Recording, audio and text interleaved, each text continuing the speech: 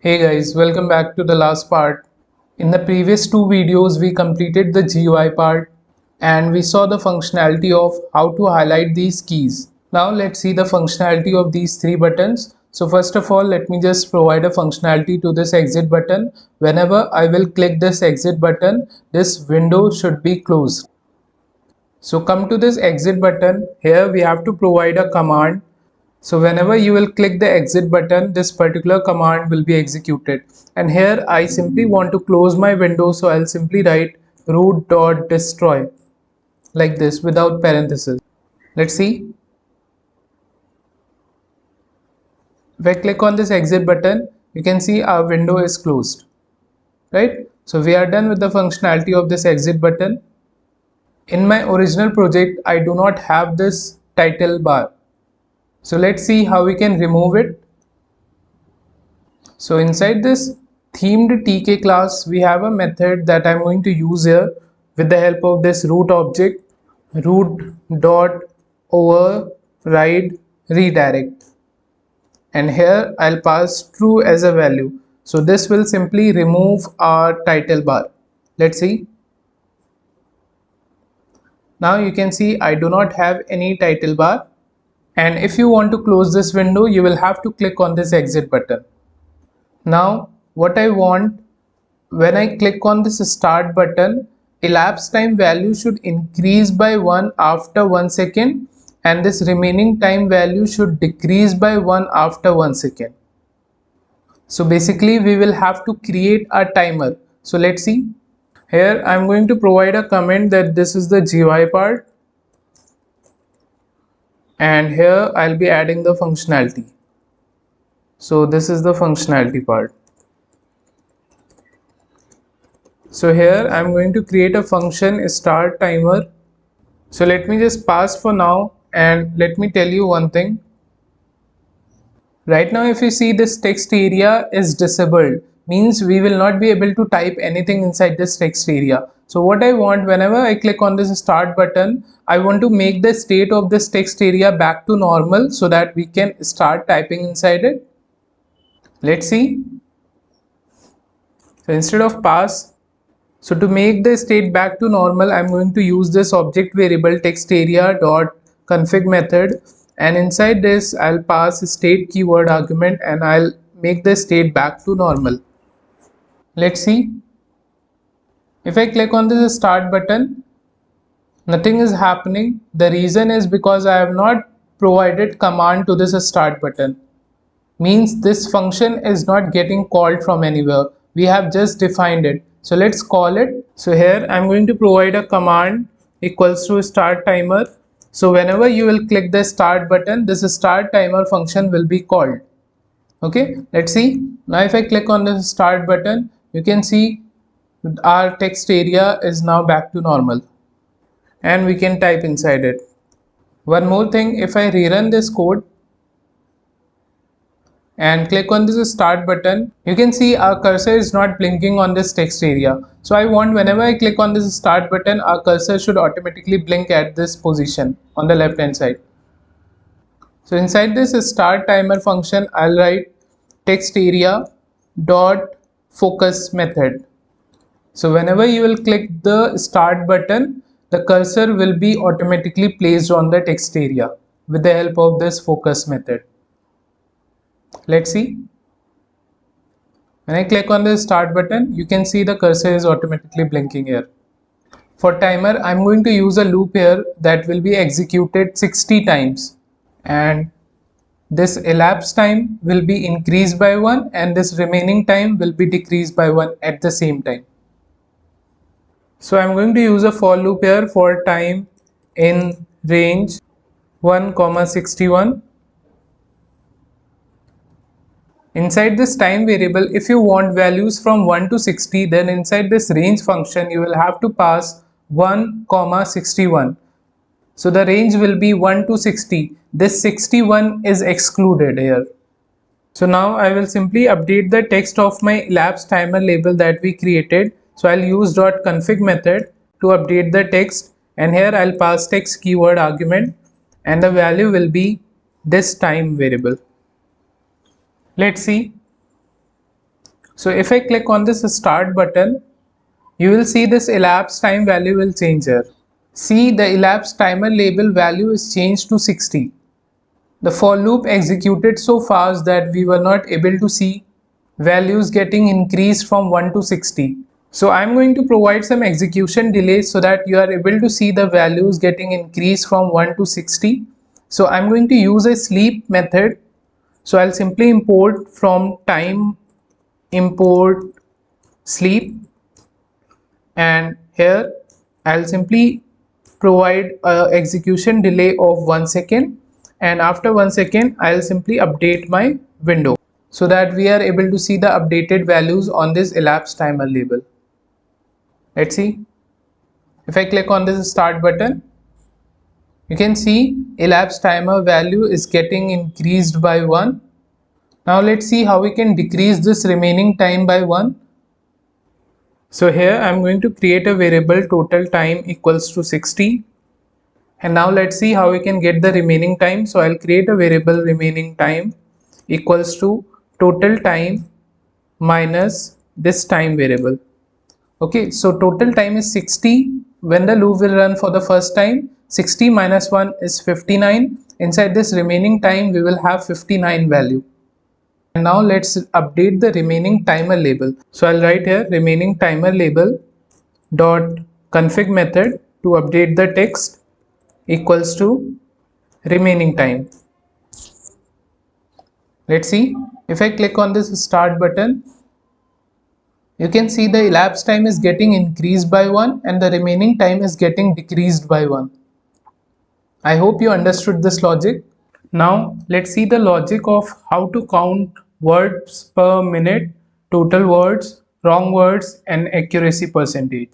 So let's see. So I'm going to create a function here just after this start timer. So def count, and here we will simply count words per minute, total words, wrong words, and accuracy percentage. Here firstly let's count total words. So I'm going to use a while loop. While time is not equals to total time. If you see, we are getting a red line here because this time variable is not defined. So this time variable is this same time variable. So I'm going to make this time variable global inside this start timer so that the updated value of this time variable can be used inside another function. So I'm going to make it global and I'm going to define it outside the function. Initially the time value is having 0 value. Now you can see the error is gone. So unless the timer is running, I'm going to calculate the number of words a user is typing in the text area. So for that, firstly I'm going to get everything which is written on the text area. So I'll use get method, and here I have to pass from where to where. So I'll pass from 1.0 till end. So this 1.0 represent starting index, and till end I want to get everything from the text area, and I will store that in some variable entered paragraph. And here I'm going to use a split method which will simply split the text into a list, and we will get the text which is written in the text area in the form of a list, and that list will be stored inside this entered paragraph variable. After that we will calculate the length of the entered paragraph, and that will be nothing but the total number of words. Total words. If you count the number of words written on the text area, that will be nothing but the length, and that length is nothing but total words. So we got the total words inside this total words variable, and now we can update the total words count label. So just after this loop, I'm going to update the text of total words count label dot config method to update the text, and here the text value will be this total words variable. This is my original project. Here if you see, I have typed 1, 2, 3, 4, 5, 6, 7, 8. So the total words that I have typed is 8 and wrong words is 1. So if you see here it's written off and I have written if here. So how this wrong words is getting calculated, let's see. this first word is getting compared with this first word, and the second word is getting compared with the second word, and so on. If suppose this quarter and this quarter is compared, and if there is some mistake, then wrong words count will increase. So here of is written and here it is if written. These two are compared, and since these are not same, so wrong words count is increased by 1, and therefore you are able to see this one here. So we have to compare the words which are written inside this label paragraph with the words that are written inside this text area. If the corresponding word does not match, the wrong word count will simply increase. So let's see. So here if you see, I have got this entered paragraph list. Similarly, we have to get the label paragraph list. So here I am going to create a variable para words list. So firstly, we will have to get the text of the label paragraph, and after that I will convert that to a list with the help of a split method. So I'll use a label paragraph object variable, and in square bracket I'll pass text as a key, and we will get the value which will be the text of that label paragraph, and after that I will convert that to a list with the help of this split method.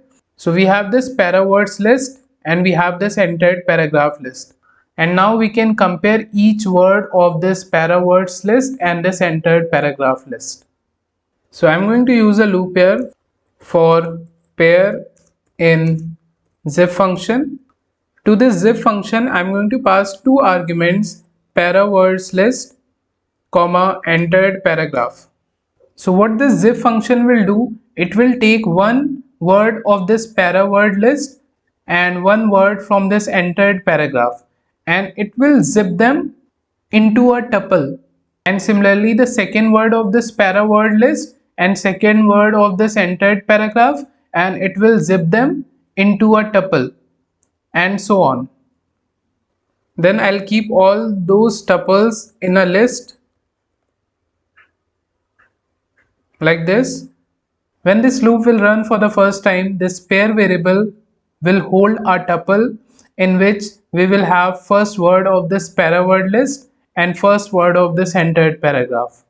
When it will be executed second time, this pair variable will hold second word of this para word list and this entered paragraph in a tuple, and so on. So I'll simply check if pair, since it is containing a tuple, I will check the 0th index element is not equals to the first indexed element. If you remember, on the para word list we had of, and I have written if instead of. So inside this pair variable we will get a tuple where first element will be of and the second element will be if. So of is not equals to if, so this condition will become true. If this is the thing, then we will simply increase the wrong words count plus equals to 1. Since this variable is not declared, that is why we are getting this red line. So I will declare this variable here, wrong words equals to 0 initially. After declaring this variable, we can only modify this variable inside any function if we make it global. We will not be able to modify the value of that variable if we don't make it global. So we will have to write global wrong words like this. Now you see the error is gone. So this way we will be able to calculate wrong words. Once this loop is over, we will get the wrong words count, and now we will simply have to update the text of the wrong words count label. Wrong words count label dot config method, and here the text will be this wrong words variable like this. So we have updated the total words count label and wrong words count label. Now we have to count words per minute. Now to get the words per minute count, we will have to calculate elapsed time in minutes. So here I am going to create a variable elapsed time in minutes, and this will be nothing but the time variable divided by 60. So we will get the time in minutes. Let's make it a global variable so that it can be used in some other function. So here I'm going to paste it and I'm going to provide 0 initial value to it.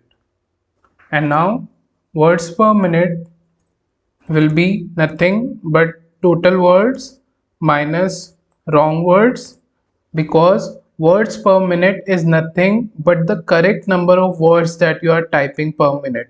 So that is why I'm subtracting this wrong words from it, and after that I will divide it by elapsed time in minutes that we just calculated above. Elapsed time in minutes, like this. So we will get the words per minute inside this variable, and now we will update the words per minute count label dot config method, and here the text will be updated to this WPM. Now we are left with the accuracy percent. So accuracy will be nothing but the correct number of words you type per minute divided by total number of words you type per minute into 100. So total number of words per minute will also include correct words and wrong words. So total words per minute will also include wrong words inside it. So I'll calculate gross WPM equals to total words divided by elapsed time in minutes. So this is nothing but how many total words that you are typing in 1 minute. It includes correct words and wrong words both. So accuracy will be correct words per minute divided by gross words per minute into 100. So inside this accuracy variable we might get decimal values, so I'm going to round it off. So I'm going to use round function, and inside this I'll pass this accuracy. So I will simply update the accuracy variable. We got the accuracy inside this accuracy variable, and now we can update the accuracy percent label dot config method, and the text will be accuracy. So I'll convert that to a string so that I can add percent symbol with it, like this. Now I want these two functions should be executed at the same time, this count function and this start timer function. If you want two functions to be executed at the same time, then you have to use the concept of threading. So here I'll import threading. This threading module is inbuilt in Python. So I'm going to create a function here, def start, and here I will create two threads. One thread will execute this count function and another thread will execute this start timer function at the same time, so that our timer starts and all the calculations is done at the same time. So here I am going to use this threading module dot thread method, and here we have to pass target to which function you want to provide a thread. So the first function name is a start timer without parenthesis, and I will create object of this thread class T1. So this T1 is a thread which will help us to execute this start timer, and I have to start this thread, so I'll use T1.start method. And in the same way I have to create another thread which will run the count function. So I'll simply copy these two lines and I will paste it here. I'll change the object variable name from 1 to 2. This is thread 2, and this time the target function will be count. Now what I will do, whenever you will click the start button, I will pass this function to it instead of start timer. So when you will press the start button, this function code will be executed and these two threads will be executed at the same time. Now let's call this function instead of start timer from the start button. So here instead of start timer command, I'll pass start command. So in total there are three threads. One thread will execute this start timer function, another thread will execute this count function, and there is one main thread which executes the rest of the program. Let's run the code. When I click on this start button, you can see the timer is started here. And now if I start typing inside this text area,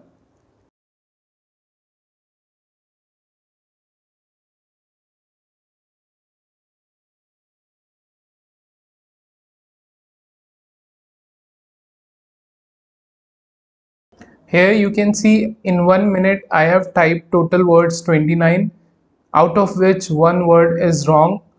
So total correct words per minute that I have typed is 28 and the accuracy is 97%.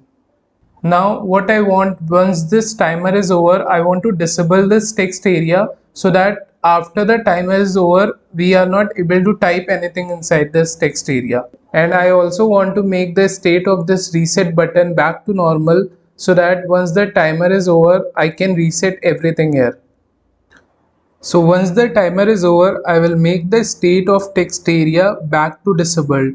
So I'll write text area dot config method, and here I will update the state to disabled like this. So once the timer will be over, you will not be able to type anything inside the text area. And I also want to make the state of reset button back to normal. So I'll write here reset button dot config method, and here I'll update the state of reset button back to normal like this. Now one more thing, if I click on this start button here, you can see the timer is started here. Okay, and if I try to type something here, and suppose all of a sudden if I click on this start button again, you can see what is happening here. So what I want this start button to be disabled after I click on this start button, and it will be enabled again when we will reset everything. So let's see. Once this start timer function is executed, I want to make the start button state to disabled. So I'll use dot config method, and here the state will be disabled. Let's see. If I click on this start button, you can see the start button is now disabled and you will not be able to click on it again. Now let's see the functionality of this reset button. Whenever we will be clicking on this reset button, here everything will be reset. This words per minute count, total words, wrong words, accuracy, all of these.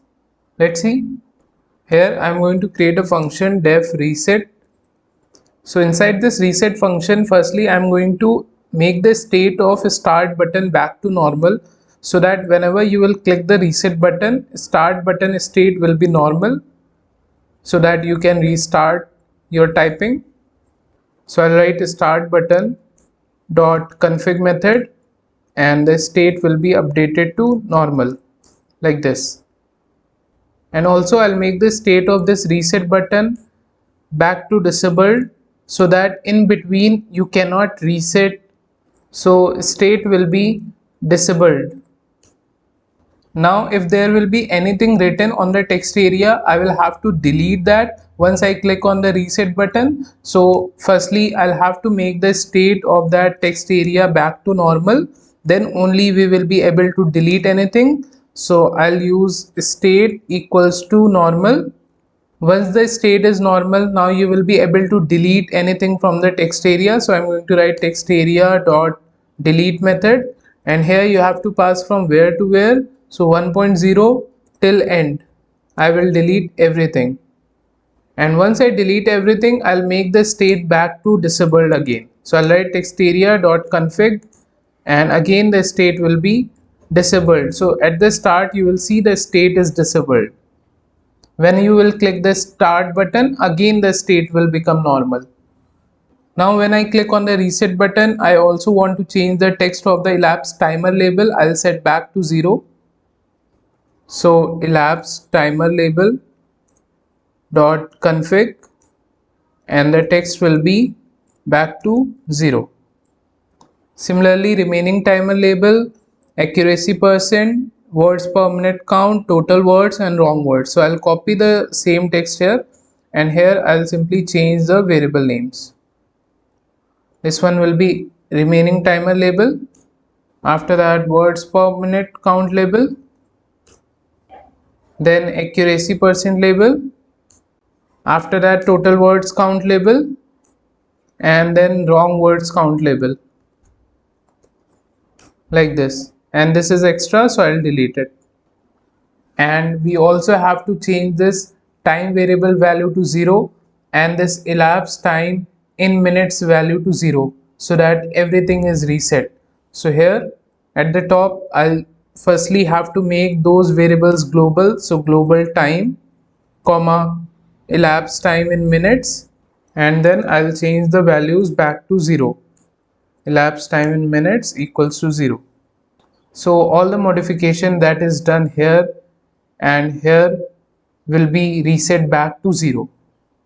If there will be any changes in these values inside these two functions, that will be reset back here to 0. So after creating this reset function, now we have to call this function. I will be calling it from the reset button. So whenever I'll be clicking on that reset button, this particular function will be executed. So inside this reset function, I'm going to provide a command equals to reset. Let's see. If I click on this start button and start typing here,